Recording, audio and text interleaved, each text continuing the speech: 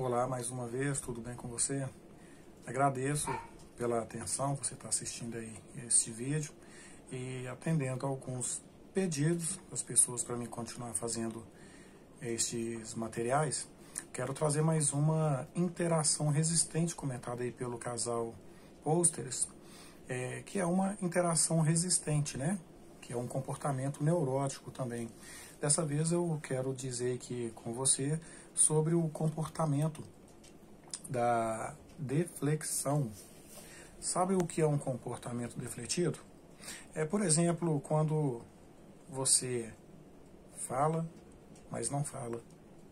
Você fica falando, mas não fala. Alguém te pergunta alguma coisa e você responde uma resposta mirabulosa, mas não dá a resposta. Isso te afasta do seu self, te afasta de você mesmo, te faz você conversar, manter uma interação que não é aquela que você gostaria de ter, que você gostaria de fato de apresentar e de, na verdade, ser você mesmo. Você está afastado do seu self. Isso faz com que você tenha, às vezes, né, entre diversos sentimentos, pensamentos, sensações, um deles pode ser a sensação de que você está sendo mal compreendido, como de fato pode estar sendo. Você pode sentir ou pensar que não está sendo amado, não está sendo recebendo a devida atenção. Por quê?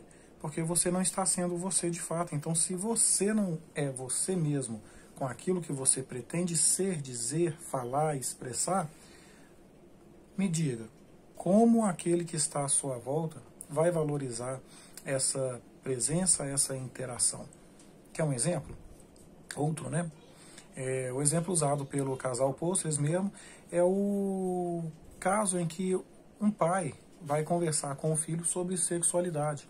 Um filho, às vezes pequeno, pergunta ao pai alguma coisa relacionada à sexualidade, seja da ordem que for. Um adolescente fala alguma coisa em relação ao sexo ou à sexualidade, e o pai, constrangido ali, sem saber como falar, como abordar o assunto, ao invés de falar aquilo que foi lhe perguntado, ele usa de meios para poder diminuir esse contato, essa ação, esse falar sobre essa coisa que não dá para falar por talvez um constrangimento. E com isso, esse pai vai começar a ficar fazendo rodeios, vai ficar, entre aspas, né, enchendo linguiça, vai ficar falando um montão de coisas sem falar em si da coisa.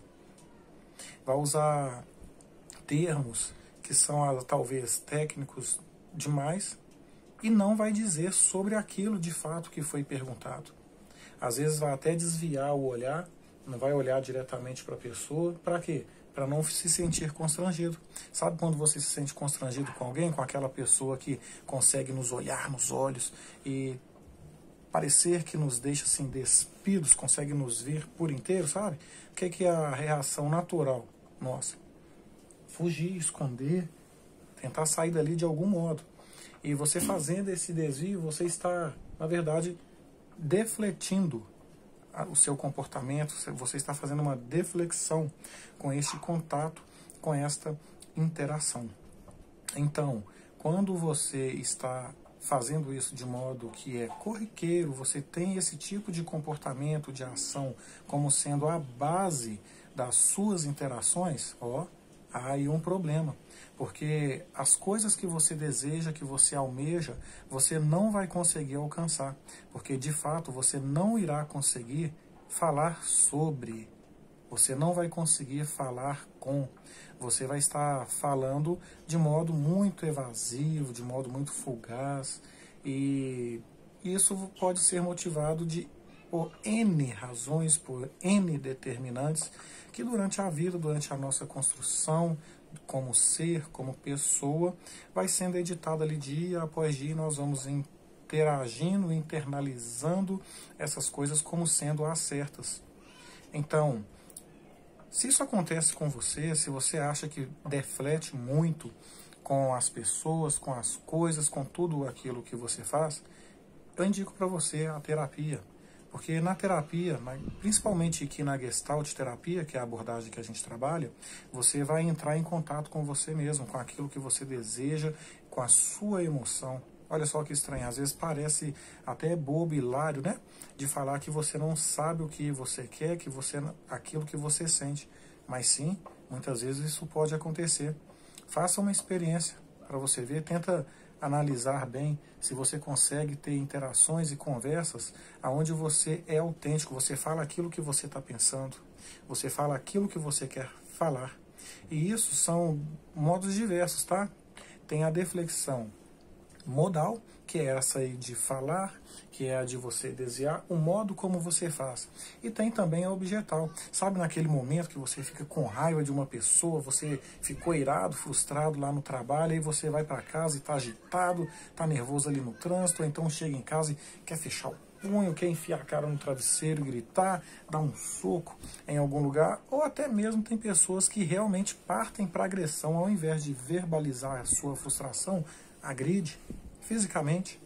Isso é a deflexão modal, objetal. Você transfere a energia do contato, aquilo que você gostaria de fato de fazer, você pega e transfere para um objeto. Entendeu? E quando é amodal, é só o modo de você fazer. Ao invés de você falar para a pessoa, por exemplo, eu te amo, fulano de tal. Você não consegue fazer isso, aí você deflete, você simplesmente, às vezes, compra alguma coisa e entrega para aquela pessoa de modo anônimo. Olha só, você não está alcançando aquilo que você quer, você vai se desgastar, você está fora de contato com você. Se te interessa mais isso aí, entre em contato com a gente que a gente vai conversar mais sobre. Um abraço.